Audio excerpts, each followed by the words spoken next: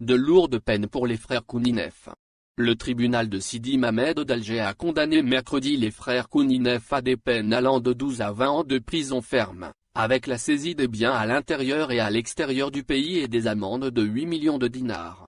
Les frères Reda, Abdelkader Karim et Tarekna Kouninef, ainsi que le gérant du groupe Kougek, Khedr Ben Tahar, sont poursuivis pour plusieurs chefs d'inculpation dont trafic d'influence, blanchiment d'argent, obtention d'indus avantages, détournement de foncier et de concessions, et non-respect des engagements contractuels dans la réalisation de projets publics.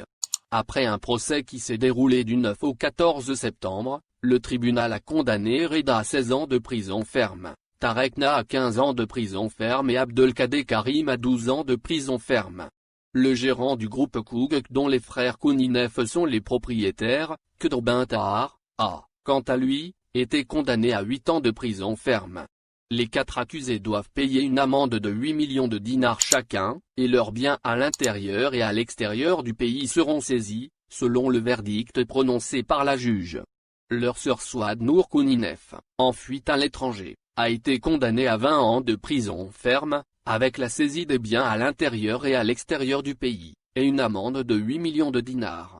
Le tribunal a ordonné le lancement d'un mandat d'arrêt international contre elle.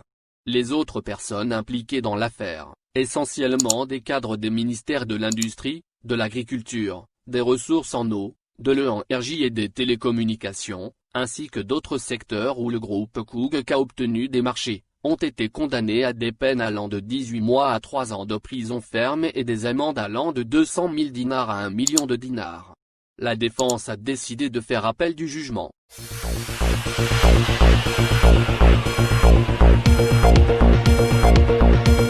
L'ex-secrétaire général du FLN Djemaï jugé au tribunal de Sidi Mamed. Les chefs d'accusation qu'énumère la juge à l'ouverture de la séance confirment immédiatement toutes les informations qui circulent depuis quelques jours. Les lourdes charges qui pesaient sur le prévenu ont été annulées suite à la présentation de preuves irréfutables. La veille, l'un de ses avocats s'était d'ailleurs déjà attelé à fournir aux journalistes toutes les explications voulues. Mohamed Djemaï était précédemment poursuivi pour 2 faits distincts, humiliation d'un journaliste durant l'exercice de sa fonction et mauvaise utilisation de sa fonction. C'est le dernier chef d'inculpation qui a motivé, en 2019, la lettre adressée à la PN par le ministère de la Justice pour le retrait de l'immunité parlementaire de l'ex-secrétaire général du FLN.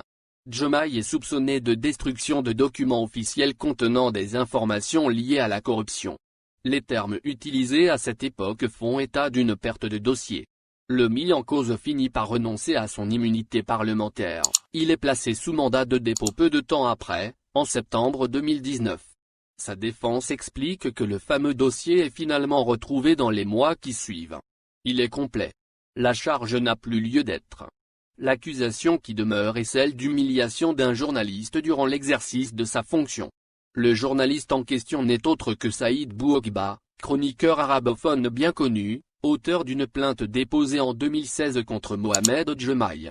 Ce dernier est accusé de lui avoir adressé un SMS dont le contenu est jugé menaçant, une pression exercée à l'encontre du journaliste pour ses écrits critiques à son égard. Face à la juge qui l'interroge, l'ex-secrétaire général du FLN nie tous les faits qui lui sont reprochés. « J'ai passé 72 jours en prison pour des raisons que j'ignore », dit-il avant de répondre aux questions de la juge qui lui demande de s'expliquer. Ce SMS a été envoyé le 9 mai 2016, il ne s'agissait en aucun cas d'une menace en réaction à l'un de ses écrits me concernant et portant atteinte à ma réputation. Je lui ai adressé un message disant qu'il y a un Dieu au-dessus de tous et que nos chemins s'arrêtaient là. La juge lui demande alors à qui appartenait la puce du téléphone utilisée pour l'envoi de ce message.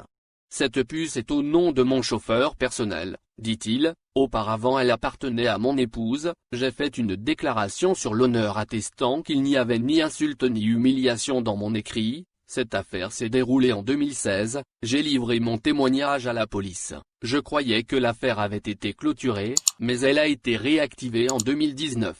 La victime n'est jamais venue au tribunal ni ailleurs, son but était de me nuire, de me causer du tort sans plus. Mohamed Djemaï tient aussi à rappeler au tribunal qu'il avait renoncé volontairement à son immunité parlementaire, mais la juge l'interrompt et lui lance « Vous avez renoncé à l'immunité par contrainte ou pour protéger votre épouse, vous savez que cette dernière s'est présentée devant le procureur de Sidi Mamed, pourquoi n'avez-vous pas déposé plainte ?» Au début, répond le prévenu, elle ignorait l'affaire du journaliste, c'était inutile car je n'avais pas donné suite à l'affaire, j'étais député, j'étais très occupé, je n'ai pas pris d'avocat parce que je pensais que l'affaire était terminée après mon témoignage chez la police. La juge lui demande s'il avait sollicité l'aide du procureur ou d'une quelconque autre partie dans ce dossier, ce que réfute Djemaï. Le procureur pose à son tour une question, combien d'articles ce journaliste a-t-il écrit à votre sujet?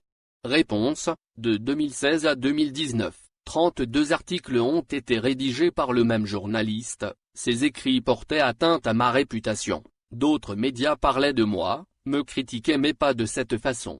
Nouvelle question du procureur, avez-vous fait un droit de réponse? Le prévenu fait signe que non. Sa femme, Bouaka Zamira, est à son tour appelée à la barre en qualité de témoin. Placée sous mandat de dépôt à la même période que celle de son mari, elle a vu les charges retenues à son encontre abandonnées après la cessation des poursuites pour destruction de documents officiels à l'encontre de son époux.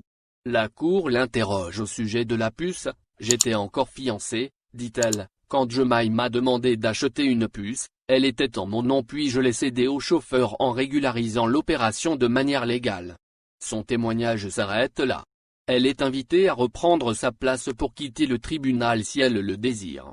Une discussion s'engage entre la défense du prévenu, les avocats de la partie adverse et le tribunal. L'affaire est considérée comme étant banale et prendra fin en cas de retrait de la plainte de la victime.